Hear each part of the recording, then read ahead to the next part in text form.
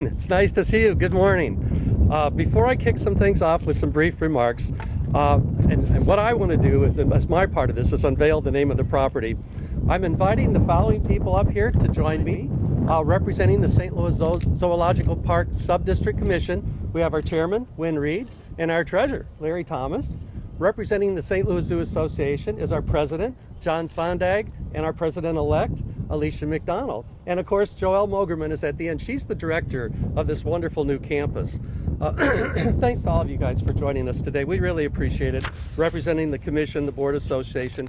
I want to say that there are many, many people that wanted to be here that couldn't be here today. Staff people, volunteer leadership, people in the community that helped make this wonderful campus come that much closer to being a reality. Because of COVID-19, they can't be here today, but I can promise you that they're here in spirit. Let me provide the first update that we're going to have this morning, and this is the unveiling of the name for this incredible new complex. We're calling it the St. Louis Zoo WildCare Park. The St. Louis Zoo WildCare Park.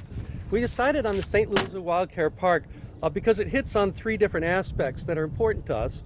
Wildlife, obviously, is part of that WildCare name. Conservation, the preservation of the land, the air, the water, the plants, and the animals that live on our earth. And of course, a dynamic public experience. So those three things are critical and we hope embodied in that name. With the two campuses, we'll still have one common mission, and that mission has been essentially unchanged for over 100 years. I'll read it to you. The mission of the St. Louis Zoo is to conserve animals and their habitats through animal management, research, recreation, and educational programs that support and enrich the experience of the public. So, what's behind the name St. Louis Zoo WildCare Park? The word wildcare is not new for the St. Louis Zoo. Back in 2004, we named our conservation institute the WildCare Institute, and that was when we first began to centralize our zoo's conservation efforts. Now our field conservation efforts have grown. They represent 17 different conservation centers worldwide, all of them founded on the same basic fundamental principles: wildlife management and recovery, conservation science with applied conservation action, and working with communities, because we know that if we don't have the buy-in and the participation of the local community, our conservation efforts will not flourish and they simply won't continue. So 5 of our centers focus on conservation right here in the state of Missouri, and we're very proud of those. We use the word park very deliberately. It helps describe a guest experience that the public can expect when they come to the St. Louis Zoo WildCare Park. We want to create an abundance of those kinds of outdoor opportunities where people can connect with nature, outdoor activities, attractions, and nature adventures. So, I think park summons those ideas to mind. Now, I do want to say that COVID-19 may have slowed us down some in terms of the planning, the initial efforts that we had hoped would be accomplished by now. But there are many things that we've been able to advance. And we feel comfortable sharing that we estimate a public opening in 2026, as early as 2026. Now, I've gotten the question about the public opening a lot. Let me just say it again, as early as 2026. I think that's wonderful. I think it's maybe a round of applause for 2026 is a great idea. There's a lot of work ahead of us, and we want to do this right. We'd rather do it right than fast. So we conducted a lot of public experience surveys. We did studies, we did surveys of tourists, we did surveys with area residents. We'll continue to seek public input as we move down the road of developing the different public experiences here at the St. Louis Zoo WildCare Park. In the meantime, we're going to be doing this sort of the fundamental things we have to do: zoning and traffic studies and perimeter fencing, and hopefully at some point we'll have animals out here on a pilot basis that you'll be able to see. Now, the St. Louis Zoo WildCare Park actually features 2 completely different entities, but they're, I think, highly synergistic. The first is what the public will experience. That's a unique outdoor adventure that I've been talking about a little bit, an adventure that sends guests on a safari through herds of animals roaming. If you could see these gently rolling grassy kind of plains behind me, these beautiful meadows, and also through our forests. We have very, very extensive forest on this property. And I'd like to invite you to imagine going out there and seeing a herd of giraffe, or going out to the north side of the property and being surrounded by rhinoceros. A herd of giraffe is called a tower of giraffe, and you're really not going to ever experience it until you're right next to them. And a herd of rhinos is called a crush of rhinos. And when you get in your vehicle and they crush around you, I think that that's going to be an incredible experience. You might find yourself silently kayaking up to unwary zebra back in that part of the park over there. Maybe disembarking from your safari truck to have a truly close-up experience. It's more than a safari. I think visitors will be able to explore our forests on trails, and for the more adventurous among you, maybe high up in the forest canopy on those aerial adventures, we'll be able to, I think, create a wonderful, massive indoor-outdoor experience. If you've been on the property, we have a huge building about the size of 5 basketball courts, and what we'll do there is bring you the best of what zoos and science centers and natural history museums have to offer, combined into one special place. There'll be no place like it anywhere. It's never been done before. For those who want the ultimate outdoor adventure, there's tented camping here, and of course glamping, which is glamorous camping, camping at its most luxurious, camping at its finest. So there's many things we're envisioning for the public experience right now. At this time, I'd like to invite Commissioner and Chair Wynn Reed to share more on the second important component for this campus. Before we have Wynn come up, we're going to unveil the sign. Let me step down here.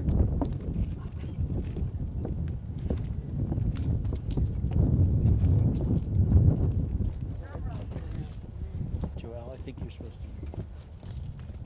You ready? Okay, on 3. 1, 2, 3.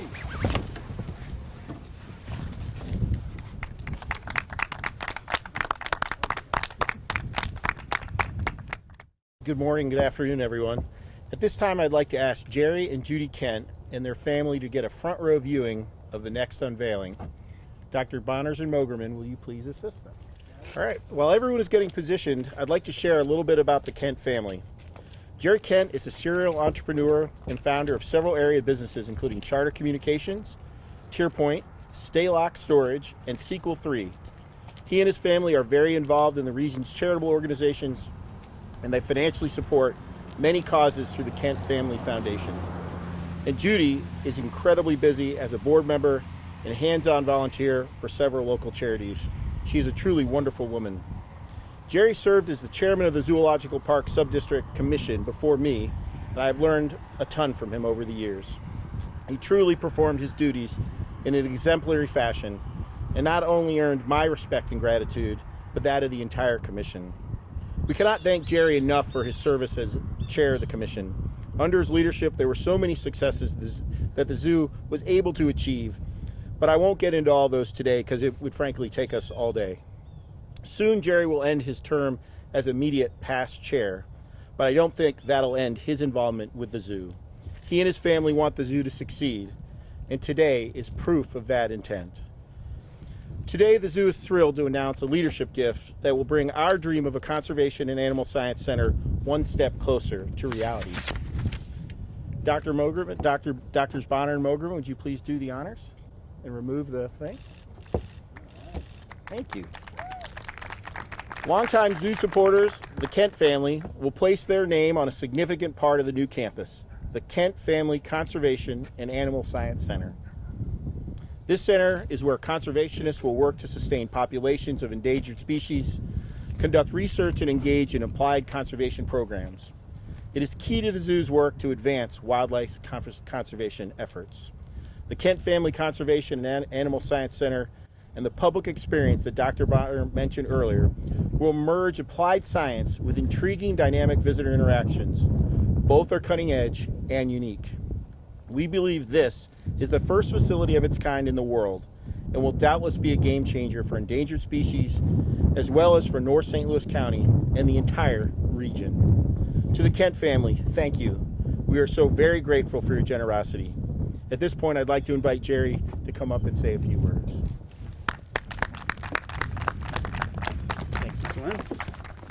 For the record, we were all smiling during that, under our masks. Good morning, everyone. Wynn, thanks for the kind words. Really appreciate it. And on behalf of my family here today, which includes my wife, Judy, our children, Matt and Rachel, Matt's wife, Dr. Anna Kent, and Rachel's significant other, Daniel Schlein, I want to thank everyone for joining us. I also want to make a very special thanks to Mother Nature. You know, when you schedule something for mid-December in St. Louis, you never know what you're going to get. Today is perfect, and it certainly makes an event like this much easier and safer in this crazy pandemic world that we find ourselves in. Now, our family has a very special attachment to the zoo, and we're thrilled that the Kent family is able to participate in these major initiatives. We're providing capital to build and expand a unique and cutting-edge conservation and science center for the St. Louis Zoo, and it's by far the most important commitment ever made by the Kent Family Foundation. You know, Judy and I were born and raised here in St. Louis. I often say I was born here, they're going to bury me here. Hopefully no time soon. But we certainly believe that the zoo is the crown jewel for St. Louis. And together with our children, we've been involved in the zoo. We volunteered our efforts, and of course, we have visited the zoo many, many times throughout the years. But one tradition does stand out among the rest.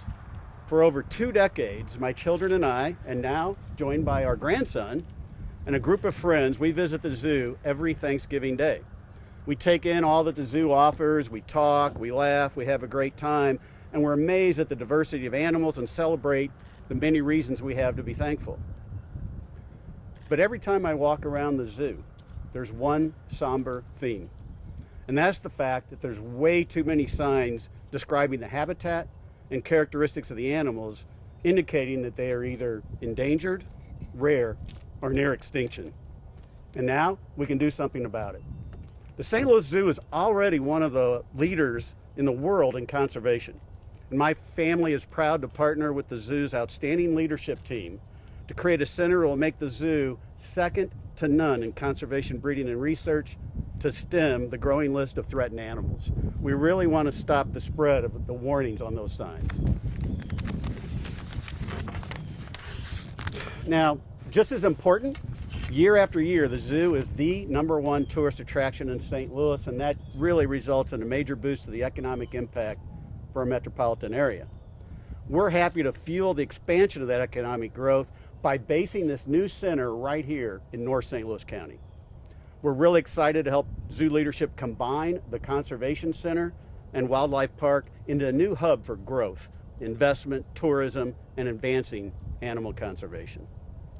It's probably pretty clear that my family is one of the biggest fans of the zoo, and we're thrilled to help secure its leadership position for generations to come.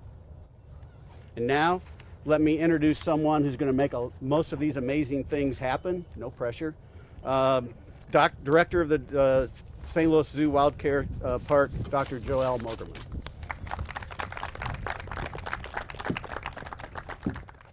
Thank you, Jerry, and the entire Kent family. Your generosity is really going to help us advance our wildlife conservation efforts. We're most appreciative. I know that there's a lot of interest in learning about what animals we plan to have here, but that'll have to wait for another day. Because first we need to understand the current property, the land, and all of its plants and animals that currently call this campus home. As such, we have been conducting a variety of biological diversity studies to help develop a comprehensive list and understanding of the diverse animals and plants that currently utilize the St. Louis Zoo WildCare Park. There's wildlife all around us, which is why this is so critically important to understand what is here. And those are 2 bald eagles, which is pretty amazing. Getting back to my script, we have been mapping the biological diversity and environmental health of this property, including the presence or absence of native wildlife, invasive species, and diseases with potential threats to animals, as well as understanding the types and qualities of habitats on the site.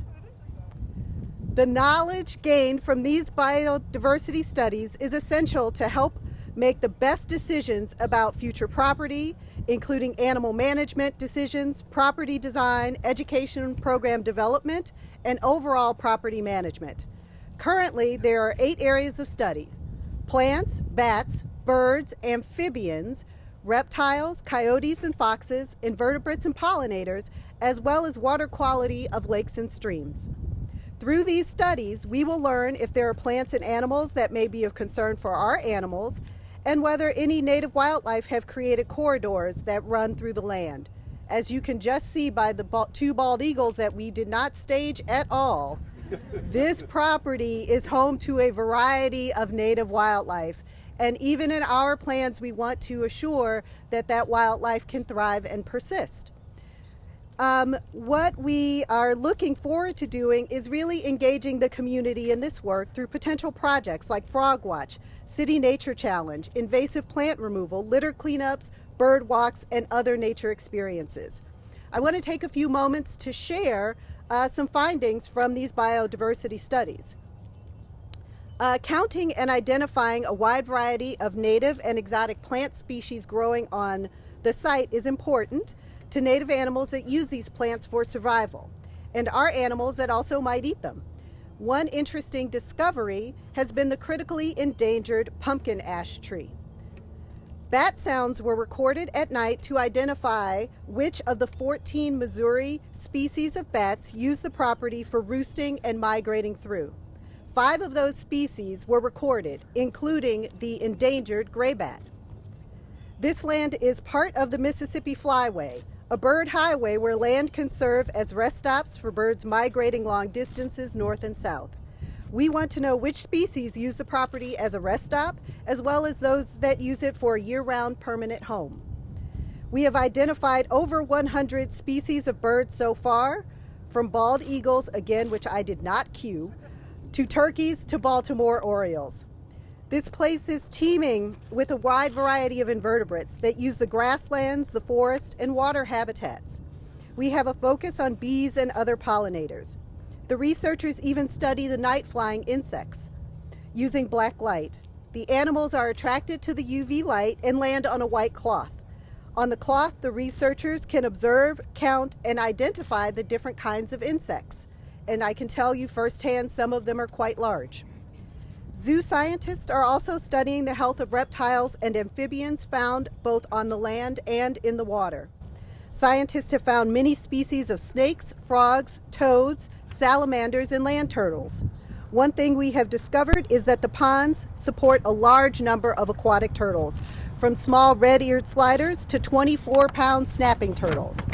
The scientists are weighing and measuring, taking blood samples, looking for disease and exposure to toxins. Additional studies on health of the ponds and water is important not only for the turtles that currently call it home, but for any future residents. These are just some of the highlights from the biodiversity studies underway, and Martha Fisher, the general curator here at the St. Louis WildCare Park, and I are more than happy to discuss any of these further with you.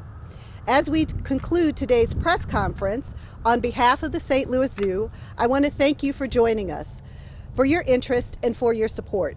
This is a huge deal. Together, we are building something incredible for the local community, for the region, and for the planet. Thank you and take care.